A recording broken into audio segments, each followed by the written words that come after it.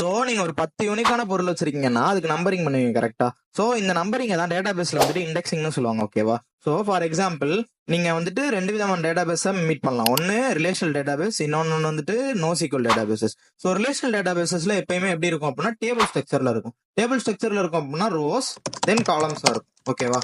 So நமக்கு வந்துட்டு ஒரு ரோவுமே வந்துட்டு யூனிக்கா இருக்கணும். ஃபார் எக்ஸாம்பிள் ஒரு ரோல ஜாக்க பத்தி நீங்க சேவ் பண்ணுவீங்க, ஒரு ரோல தீரஜ் பத்தி சேவ் பண்ணுவீங்க, ஒரு ரோல இன்னொன்னு ஒரு பர்சனை பத்தி சேவ் பண்றீங்கன்னு வச்சுக்கோமே.